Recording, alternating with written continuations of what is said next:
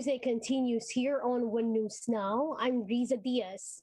The health department believes that the Omicron now is the dominant variant in the country. To tell us more about this, we have Faith Del Mundo. She's reporting to us live from Quezon City.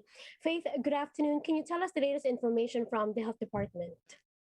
Yes, Risa, the DOH says there is already a community transmission of Omicron variant in NCR. There is also a growing number of cases across the Philippines. With this, the DOH believes that Omicron could possibly be the dominant variant in the country. In the Laging Handa public briefing, DOH Undersecretary Maria Rosario Berjera said that although not all cases have undergone whole genome sequencing yet, they could tell it's Omicron based on their observation and the characteristics of the variant. Berjera added that they see a rapid uptick in the number of cases, which doubles every 2 days. NCR's COVID-19 trend alone averaged more than 17,000 cases per day now.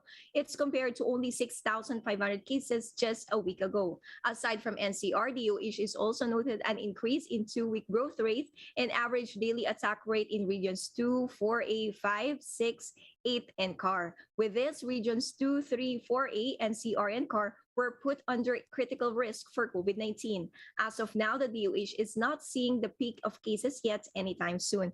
They are also projecting that active cases will further increase. We said those who use home antigen testing kits are not included in the total number of active cases in the country. This is why DOH is appealing that the help for LGUs in reporting to them and the test results of those who use these kits. Riza?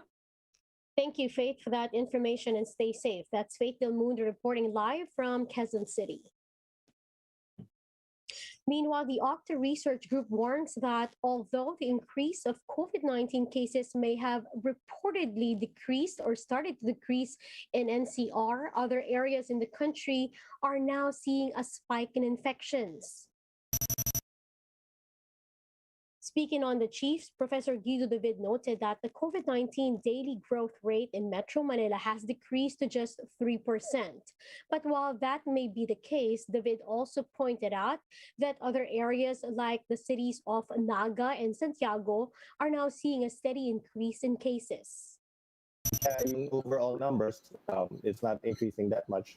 Kasi NCR is sort of peaking or plateauing, ganun din sa Calabarzon. But the others are starting to accelerate. In fact, it used to be yung NCR was accounting for 60% of the national number, pero ngayon it's only at 46% na lang. And we'll be back with more stories after the break. Keep it here on One News.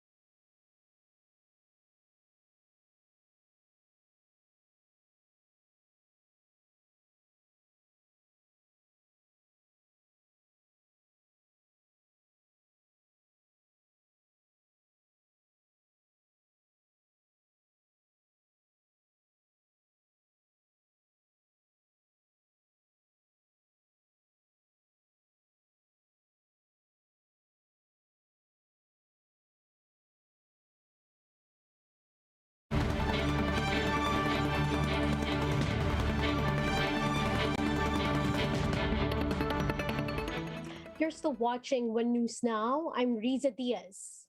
As former Senator Bongbong Marcos Jr. still runs the risk of a disqualification, his closest rival, Vice President Leni Robredo, would rather beat him in the elections. Man Los Baños with a report. If it were up to Vice President Leni Robredo, a victory in the presidential election would be sweeter rather than have former Senator Bongbong Marcos be disqualified from the race. In a TV interview, Robredo said defeating Marcos would put an end to the narrative he is trying to push that Robredo cheated in 2016. Marcos has 4 disqualification petitions to hurdle. Should he be allowed to run and potentially win, retired Supreme Court Justice and Sambayan convener Antonio Carpio says the country can bid goodbye to the yet unclaimed ill-gotten wealth by the Marcoses. If Bongbong Marcos becomes president, I do not expect the 125 billion to be recovered anymore. Carpio fears Marcos as president can abolish the Presidential Commission on Good Government, which has been at the forefront of recovering the Marcoses' ill-gotten wealth. According to Sambayan, the PCGG has recovered 174 billion pesos so far from the Marcos family. 125 billion more have to be taken back. Add to that the more than 200 billion pesos in estate taxes that Marcos has yet to pay.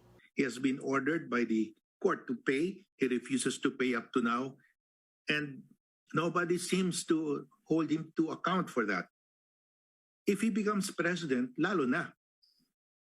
Goodbye na yan.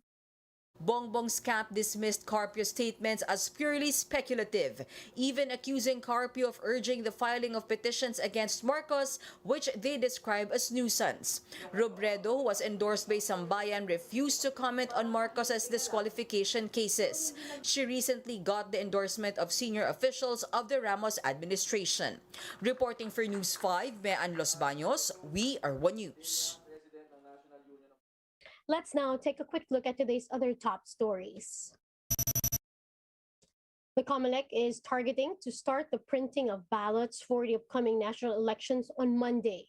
Final ballot phases, which will bear the official list of candidates, are expected to be completed today.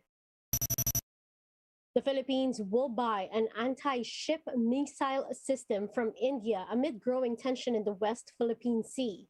The Defense Department says the nearly $375 million deal also involves training for operators and maintainers, as well as logistic support.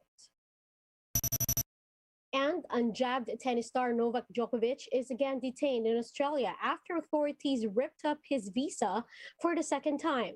Australian authorities argued that his continued presence in the country may foster anti-vaccination sentiments. Now, for more updates, visit News 5, the Philippine Star, and Business World Online. Visit our website, onenews.ph, for more in-depth analysis. You can also catch One News on Signal Play app. Register for a free account now, www.signalplay.com, and stream One News live anytime, anywhere. I'm Riza Diaz. Mask on, wash hands, and stay safe, Philippines. We are One News.